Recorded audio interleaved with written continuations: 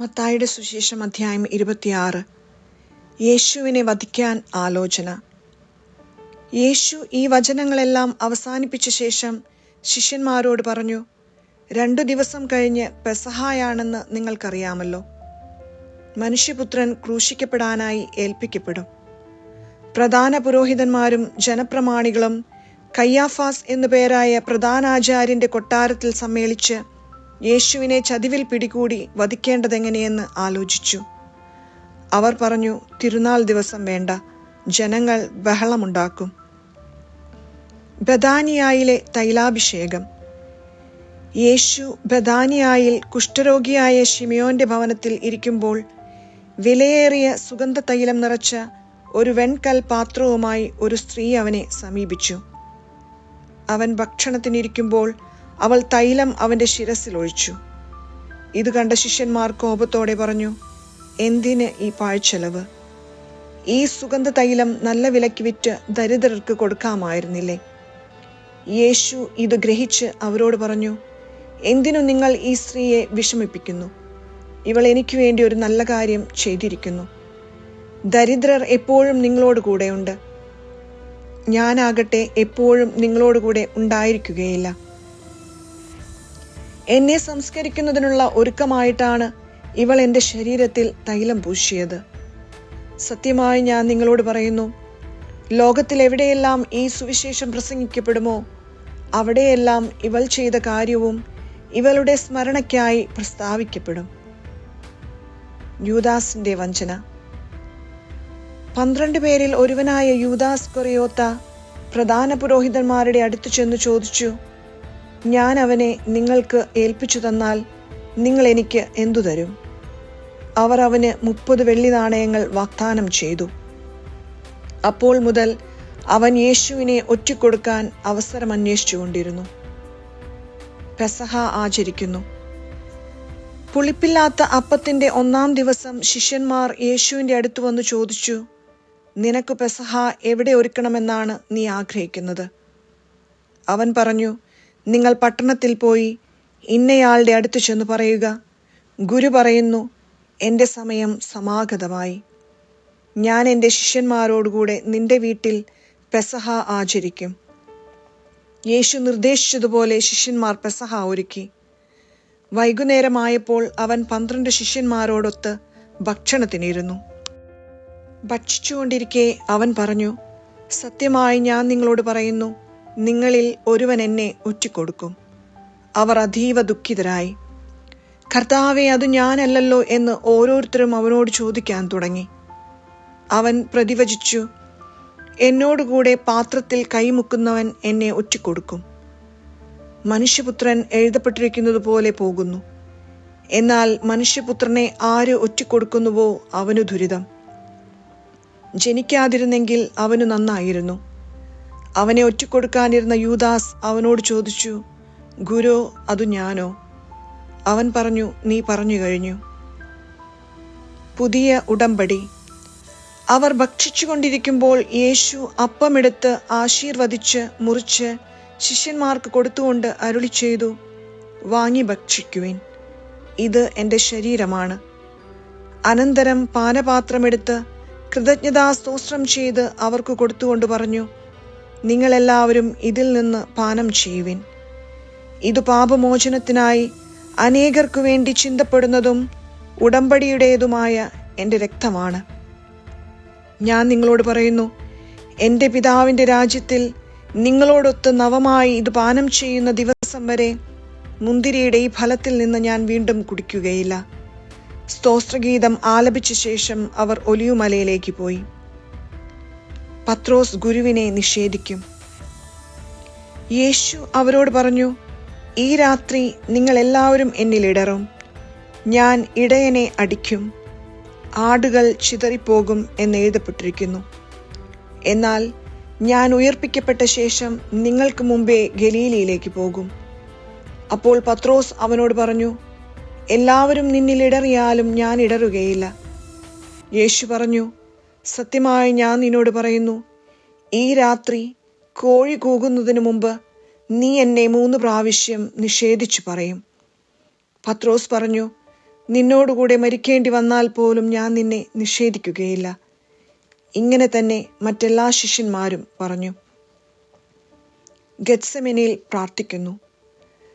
അനന്തരം യേശു അവരോടൊത്ത് ഗെത്സെമനി എന്ന സ്ഥലത്തെത്തി. അവൻ ശിഷ്യന്മാരോട് പറഞ്ഞു, ഞാൻ പോയി പ്രാർത്ഥിക്കുവോളം നിങ്ങളിവിടെ ഇരിക്കുക. അവൻ പത്രോസിനെയും സെബദിയുടെ ഇരുപുത്രന്മാരെയും കൂടെ കൊണ്ടുപോയി ദുഃഖിക്കാനും അസ്വസ്ഥനാകാനും തുടങ്ങി. അവൻ അവരോട് പറഞ്ഞു, തീവ്ര ദുഃഖത്താൽ ഞാൻ മരണത്തോളം എത്തിയിരിക്കുന്നു. നിങ്ങൾ എന്നോടൊത്ത് ഉണർന്നിരിക്കുക. അവൻ അല്പദൂരം മുന്നോട്ട് ചെന്ന് കമിഴ്ന്നു വീണ് പ്രാർത്ഥിച്ചു, എൻ്റെ പിതാവേ, സാധ്യമെങ്കിൽ ഈ പാനപാത്രം എന്നിൽ നിന്നകന്നു പോകട്ടെ. എങ്കിലും എൻ്റെ ഹിതം പോലെയല്ല, അവിടുത്തെ ഹിതം പോലെയാകട്ടെ. അനന്തരം അവൻ ശിഷ്യന്മാരുടെ അടുത്തേക്ക് വന്നു. അപ്പോൾ അവർ ഉറങ്ങുന്നത് കണ്ടു. അവൻ പത്രോസിനോട് ചോദിച്ചു, എന്നോടുകൂടെ 1 മണിക്കൂർ ഉണർന്നിരിക്കാൻ നിങ്ങൾക്ക് കഴിഞ്ഞില്ലേ? പ്രലോഭനത്തിൽ അകപ്പെടാതിരിക്കാൻ നിങ്ങൾ ഉണർന്നിരുന്ന് പ്രാർത്ഥിക്കുവിൻ. ആത്മാവ് സന്നദ്ധമെങ്കിലും ശരീരം ബലഹീനമാണ്. 2-ാം പ്രാവശ്യവും അവൻ പോയി പ്രാർത്ഥിച്ചു, എൻ്റെ പിതാവേ, ഞാൻ കുടിക്കാതെ ഇത് കടന്നു പോകുകയില്ലെങ്കിൽ അങ്ങയുടെ ഹിതം നിറവേറട്ടെ. അവൻ വീണ്ടും വന്നപ്പോൾ അവർ ഉറങ്ങുന്നത് കണ്ടു. അവരുടെ കണ്ണുകൾ നിദ്രാഭാരമുള്ളവയായിരുന്നു. അവൻ അവരെ വിട്ട് 3-ാം പ്രാവശ്യവും പോയി അതേ പ്രാർത്ഥന ആവർത്തിച്ചു. പിന്നെ അവൻ ശിഷ്യന്മാരുടെ അടുത്ത് വന്നു പറഞ്ഞു, നിങ്ങൾ ഇപ്പോഴും ഉറങ്ങി വിശ്രമിക്കുന്നുവോ? ഇതാ സമയം അടുത്തിരിക്കുന്നു. മനുഷ്യപുത്രൻ പാപികളുടെ കൈകളിൽ ഏൽപ്പിക്കപ്പെടുന്നു. എഴുന്നേൽക്കുവിൻ, നമുക്ക് പോകാം. എന്നെ ഒറ്റിക്കൊടുക്കുന്നവൻ അടുത്തെത്തിയിരിക്കുന്നു. യേശുവിനെ ഒറ്റിക്കൊടുക്കുന്നു.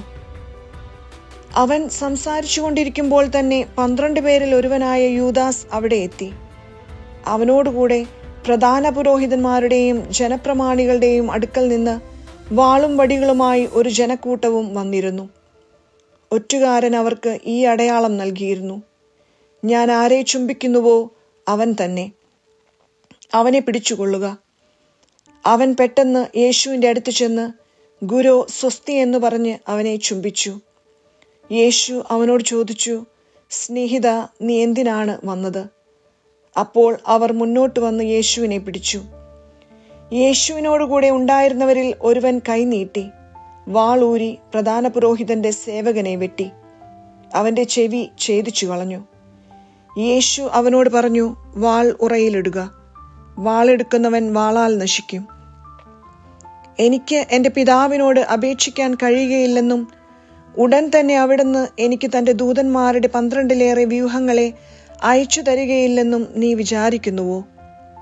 അങ്ങനെയെങ്കിൽ ഇപ്രകാരം സംഭവിക്കണമെന്ന വിശുദ്ധ ലിഖിതം എങ്ങനെ നിറവേറും? യേശു ജനക്കൂട്ടത്തോട് പറഞ്ഞു, കവർച്ചക്കാരനെതിരെ എന്ന പോലെ വാളുകളും വടികളുമായി നിങ്ങൾ എന്നെ ബന്ധിക്കുവാൻ വന്നിരിക്കുന്നുവോ? ഞാൻ ദിവസവും ദേവാലയത്തിലിരുന്ന് നിങ്ങളെ പഠിപ്പിച്ചിരുന്നു. നിങ്ങൾ എന്നെ പിടിച്ചില്ല. പ്രവാചകന്മാരുടെ ലിഖിതങ്ങൾ പൂർത്തിയാകാൻ വേണ്ടിയാണ് ഇതൊക്കെയും സംഭവിച്ചത്. അപ്പോൾ ശിഷ്യന്മാരെല്ലാവരും അവനെ വിട്ട് ഓടിപ്പോയി. ന്യായാധിപ സംഘത്തിനു മുമ്പിൽ യേശുവിനെ പിടിച്ചു ബന്ധിച്ചവർ പ്രധാന പുരോഹിതനായ കയ്യാഫാസിന്റെ അടുത്തേക്ക് അവനെ കൊണ്ടുപോയി. അവിടെ നിയമജ്ഞരും ശ്രേഷ്ഠന്മാരും സമ്മേളിച്ചിരുന്നു. പ്രധാന പുരോഹിതന്റെ മുറ്റം വരെ പത്രോസ് അവനെ അല്പം ദൂരെയായി അനുഗമിച്ചു. അനന്തരം അവൻ അകത്തു കടന്ന് അവസാനം എന്തെന്ന് കാണാൻ പരിചാരകന്മാരോടുകൂടെ ഇരുന്നു. പ്രധാന പുരോഹിതന്മാരും ന്യായാധിപ സംഘം മുഴുവനും യേശുവിനെ മരണത്തിനേൽപ്പിച്ചു കൊടുക്കേണ്ടതിന് അവനെതിരെ കള്ളസാക്ഷ്യം അന്വേഷിച്ചു. പല കള്ളസാക്ഷികൾ വന്നെങ്കിലും അവർക്ക് സാക്ഷ്യമൊന്നും കിട്ടിയില്ല. അവസാനം 2 പേർ മുന്നോട്ട് വന്ന് ഇപ്രകാരം പറഞ്ഞു, ഈ ദേവാലയം നശിപ്പിക്കാനും 3 ദിവസം കൊണ്ട് നിർമ്മിക്കാനും എനിക്ക് സാധിക്കുമെന്ന് ഇവൻ പറഞ്ഞിട്ടുണ്ട്. പ്രധാന പുരോഹിതൻ എഴുന്നേറ്റു നിന്ന് അവനോട് ചോദിച്ചു, നിനക്ക് മറുപടിയില്ലേ? ഇവർ നിനക്കെതിരെ സാക്ഷ്യപ്പെടുത്തുന്നത് എന്ത്? യേശുവാകട്ടെ നിശബ്ദനായിരുന്നു. അപ്പോൾ പ്രധാന പുരോഹിതൻ അവനോട് പറഞ്ഞു, ജീവിക്കുന്ന ദൈവത്തിന്റെ നാമത്തിൽ ആണയിട്ട് ഞാൻ നിന്നോട് ചോദിക്കുന്നു, നീ ദൈവപുത്രനായ ക്രിസ്തുവാണോ എന്ന് ഞങ്ങളോട് പറയുക. യേശു അവനോട് പറഞ്ഞു, നീ പറഞ്ഞുവല്ലോ. എന്നാൽ ഞാൻ നിന്നോട് പറയുന്നു, ഇപ്പോൾ മുതൽ മനുഷ്യപുത്രൻ ശക്തിയുടെ വലത്തുഭാഗത്ത് ഉപവിഷ്ടനായിരിക്കുന്നതും വാനമേഘങ്ങളിൽ വരുന്നതും നിങ്ങൾ കാണും. അപ്പോൾ പ്രധാന പുരോഹിതൻ മേലങ്കി കീറിക്കൊണ്ട് പറഞ്ഞു, ഇവൻ ദൈവദൂഷണം പറഞ്ഞിരിക്കുന്നു. ഇനി സാക്ഷികളെ കൊണ്ട് നമുക്കെന്താവശ്യം? ഇതാ ദൈവദൂഷണം നിങ്ങളിപ്പോൾ കേട്ടുവല്ലോ. നിങ്ങൾക്ക് എന്തു തോന്നുന്നു? അവർ പ്രതിവചിച്ചു, അവൻ മരണത്തിന് അർഹനാണ്. അനന്തരം അവർ അവന്റെ മുഖത്തു തുപ്പുകയും അവനെ അടിക്കുകയും ചെയ്തു. ക്രിസ്തുവേ, നിന്നെ അടിച്ചതാരെന്ന് ഞങ്ങളോട് പ്രവചിക്കുക എന്ന് പറഞ്ഞുകൊണ്ട് മറ്റു ചിലർ അവന്റെ കരണത്തടിച്ചു. പത്രോസ് യേശുവിനെ തള്ളിപ്പറയുന്നു. പത്രോസ് പുറത്ത് മുറ്റത്തിരിക്കുകയായിരുന്നു. ഒരു പരിചാരിക അവനെ സമീപിച്ച്, നീയും ആ ഗലീലിക്കാരനായ യേശുവിനോടുകൂടെ ആയിരുന്നുവല്ലോ എന്ന് പറഞ്ഞു. നീ പറയുന്നത് എന്താണെന്ന് ഞാൻ അറിയുന്നില്ല എന്ന് അവരുടെ എല്ലാം മുമ്പാകെ അവൻ നിഷേധിച്ചു പറഞ്ഞു. അവൻ കവാടത്തിലേക്ക് പോയപ്പോൾ മറ്റൊരു പരിചാരിക അവനെ കണ്ടു. അവൾ അടുത്തു നിന്നവരോട് പറഞ്ഞു, ഈ മനുഷ്യനും നസ്രായനായ യേശുവിന്റെ കൂടെയായിരുന്നു. ഞാൻ അവനെ അറിയുകയില്ല എന്ന് അവൻ വീണ്ടും ആണയിട്ട് നിഷേധിച്ചു.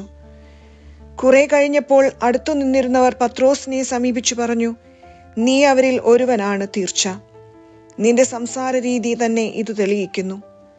പത്രോസ് ആകട്ടെ, ഞാൻ ആ മനുഷ്യനെ അറിയുകയില്ല എന്ന് പറഞ്ഞ് ശപിക്കാനും ആണയിടാനും തുടങ്ങി. ഉടനെ കോഴി കൂകി. കോഴി കൂകുന്നതിന് മുമ്പ് 3 പ്രാവശ്യം നീ എന്നെ നിഷേധിക്കുമെന്ന് യേശു പറഞ്ഞ വാക്കുകൾ അപ്പോൾ പത്രോസ് ഓർമ്മിച്ചു. അവൻ പുറത്തുപോയി ഹൃദയം നൊന്ത് കരഞ്ഞു.